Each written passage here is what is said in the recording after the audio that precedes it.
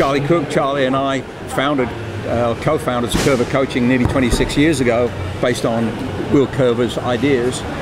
But I'm going to speak to Charlie as one of the great players, I think, in British soccer history. And Charlie was an individual player, but I'm going to ask him what effect Coerver could have had, or the Coerver method could have had when he was a young player.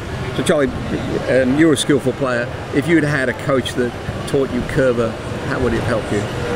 Well, number one, when I was younger, didn't have as much perhaps coaching as players get today. But I think my reaction would have been exactly the same as the reaction we've got from ex-pro players, from the biggest names to the smallest names in the pro game. After they stop the game and they watch practices, Coerver practices, to a man, they always say, if I'd been doing that myself when I was younger, I would be better. I think we've all got to admit that if you're doing those kind of practices at the earlier stages, you're just going to be better with the ball, more fluent, and just more flexible in many of the movements that are required to be successful. Now, Charlie, you know, when we've devised the Coerver program over the years, you've been a great advocate of speed.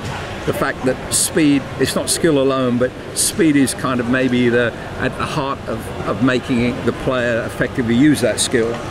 Just give me some idea, give people watching your ideas on why speed is important in football.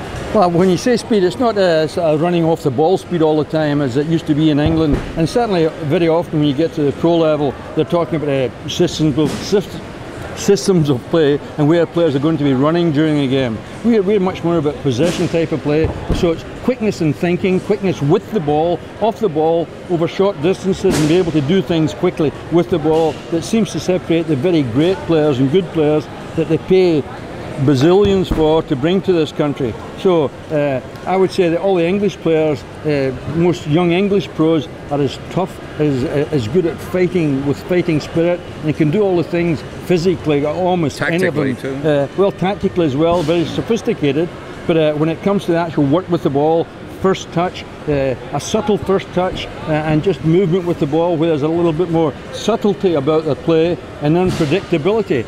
One thing I always noticed immediately when we played internationally, whether it was with Chelsea or with Scotland, was you'd play every week against English league teams and you knew exactly what to expect. But as soon as you played against, say, a Spanish team or an Italian team, there was that more subtle first touch and the immediate control of the ball, and so it made you suddenly just take a little bit more time, and you didn't go in quite as fiercely or as quickly as you might have done. So all these little things, all these subtle touches, the simple thing of playing the ball with the outside of the foot, that was one thing it caught us many times unawares. You're playing against foreign opposition, you go into challenge, because in England you always took the extra step and played the safe ball with the inside of the foot. Many of these foreign teams would actually get the ball in the front foot and play it off the front foot, which took one step less, caught you on the hop. Now, Charlie, our new work, if you like, in the future is going to focus on the whole player development, right? I mean, you know, of course we're football teachers and the program's a football program, but both you and I have sort of said that our goal is to develop the whole person. Can you explain a little bit about that? Well, we know for sure that the best players have usually got a well-rounded personality. We want to develop kids who can live through competition and live through it well.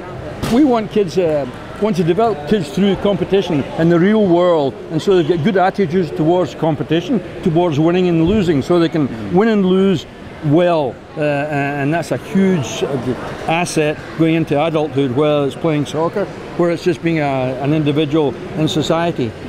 So we feel there's an overarching good that we're applying for here, that the kids come out with, than simply soccer skills. Right, and that good, that whole person involves also what you eat, what you drink, knowledge about that. So I think we're getting into areas of that whole player development.